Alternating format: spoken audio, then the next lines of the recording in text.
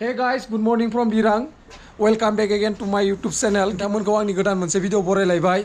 So guys, जोङो साननै बेयाव रेस्ट लाफैबाय दिराङाव जि जायगायाव दङमोन जोङो कालडेन हमस्टे बेयाव पर नाइट जोंना 6 जनदो 2400 गोलैदो कालडेन हमस्टेयाव. नोंथांमोनाबो जुदि कालडेन हमस्टेयाव थाफायोबा कन्टेक्ट नाम्बारखौ होना होगोन आङो नोंथांमोना फैनानै थाफैनो हागोन. जोबोर मोजां हमस्टेया. So इथिंनै जेक ब्र'आ दासो उथिदो जोंना बियाया. दिनै जोङो गाइस थांफिननो थाखाय रेडि जाफिनबाय दिरांनिफ्राय डाइरेक्ट जोङो दिनै बाक्सायाव लागै थांखागोन गाइस. स' टाइमा दा जाहैबाय ब्लग लानाया 9टा जासिगोन. ओमफ्राय ब्रेकफास्टबो खालामाखैमोन जोङो गाइस. फास्ट खालामना लानि दिनै फार्स्ट टाइम जोङो थुप्पा जागोन बेवहाय. स' नायलांबाय थादो नोंथांमोना जुदि आंनि भिडिअखौ नायनानै एसेब्लाबो मोजां मोनोबा. I came here to party, I'm not gonna lie.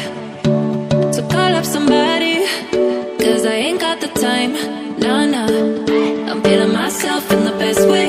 I'm gonna pretend it's my birthday. Got all of my friends. तो नेक्स्ट टाइम फिर से हम लोग मिलेंगे. हाँ जरूर. वो भी समर में. इस बार तो विंटर था तो थोड़ा मतलब भाई लोगों को भी बहुत तकलीफ हुआ है. मतलब रियल एडवेंचर हो गया. क्या बोलेगा तो ऐसे एडवेंचर हो गया कि किसी कोई इमोशनल हो गया. तो थैंक यू आप लोग यहाँ आने के लिए ना. Welcome bro. नेक्स्ट टाइम फिर से मिलते हैं. जरूर. Okay. Alex, bye. Hi karo. Hi. Hi. Hello. Bye bye. Bye. दे एक बार चुम्मा. Mwndwngba lagi. Jing आरो ब्र'आ गावसोरनि ट्रेडिशनेल जोंनि जेरैबायदि आर'नाइ इसोरना बेफोरबायदि. स' मोनसे सोबनोबो जोंनो बराय हरदो.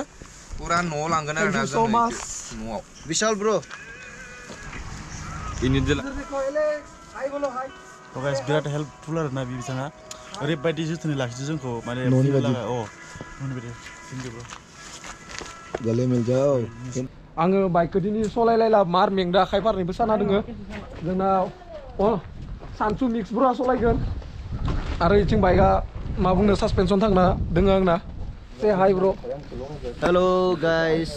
एक बार बोलो आपका होम स्टे का बारे में. सो मेरा होम स्टे दिरांग से 8 किलोमीटर पहले है एंड ये स्पेशली बाइकर्स लोग के लिए है. एंड और बोरो स्पेशली बोरो लड़का लगाने से थोड़ा अलग से मतलब एक्स्ट्रा अच्छा सर्विस मिलता है.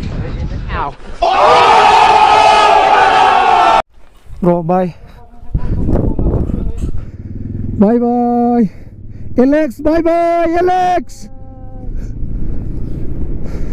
स' नोंथांमोननो आङो भिउफोरखौ देखायलांबाय हानिसै नोंथांमोनाबो इन्जय लालांदो.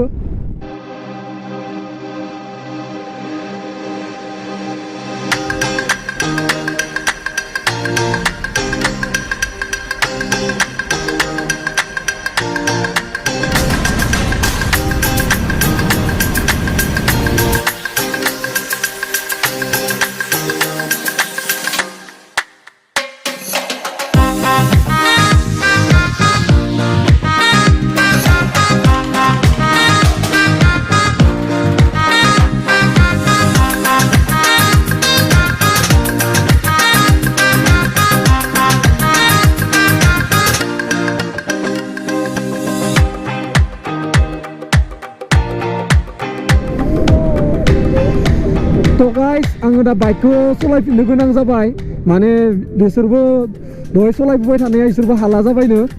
ओमफ्राय दा आङो थिखांलायबाय दा सलायलायबाय. उनाव आरो जोङो बक्स दामदो ओरैबायदि मोजां नांदो. गान खोनासं मजा लालांगासिनो.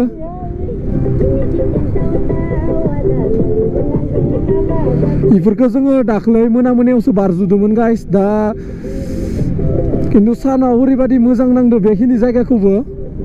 नै इथिं बाख्लायना जोङो नै गाहाय मोनहैसिगोनानो. ओहो हाजोखौ इटाबा बारबोबाय. अके गाइस बाय अरुणाचल. दा नै भैरबकुन्द मोनफैबाय जोङो. ओहो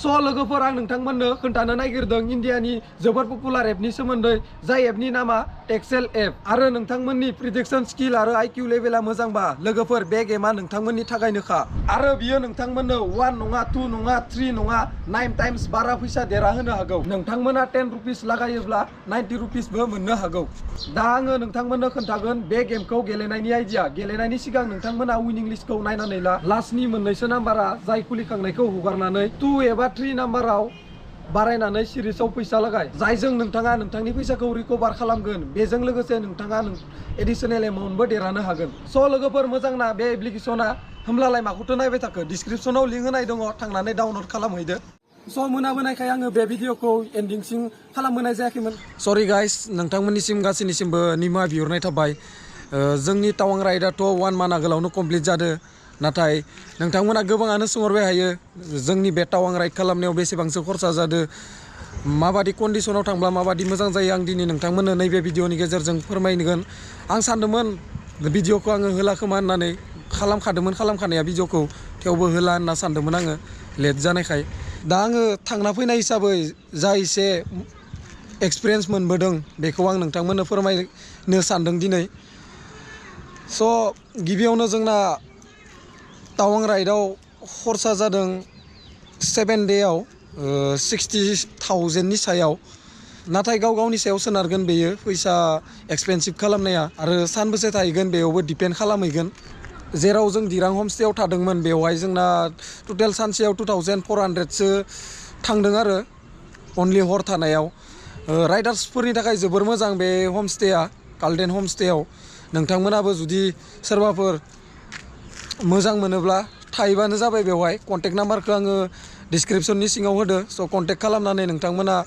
बुक खालामहरनोबो हागोन ओमफ्रायथ' जों बाइकखौ गारियावसो दिखांना लाबोदोंना गारिया एसे एनै स्क्रेचथ' जाखागोन दिखांना लाबोनाय हिसाबै ओमफ्राय आंना टावां राइडआव बाइकनि सासपेनसना गाज्रि जादों दा 6,000सो खरसा जानो हानाय सासपेनसन गोदान जुदि होयोबाथाय स' बाइकआ बेनो आंना प्रब्लेम ओंखारदों बेनि उनावथ' जेबो जायाखै जों आरो जि समाव टावाङाव थांदोंमोन बे समाव कन्डिशना बारा मोजां नङामोन बाराद्राय थान्दाद्रायमोन नोंथांमोना जुदि मार्च एप्रिल बे दानाव थाङोबा बांसिन मोजां जासिनगोन जों जि समाव थांदोंमोनथ' जोंथ' गोबां खस्थ' मोनखादोआनो दाथ' आरो आं बे साननैसोआव भिडिअ लाबोनो हायाबो जानो हानाय मानो होनबा आंना नैबे मान्थनि लास्टावनो एग्जाम फैगासिनो साननैल'सै गेजेराव स' एग्जाम जोब्बासो नेक्स्ट राइड मायाव थांनाय जायो नोंथांमोननो मोजाङैनो भ्लग लाबोनो नाजागोन नोंथांमोनाबो हाजासिम अननाय आरो सापर्ट होलांबाय थाबानो जाबाय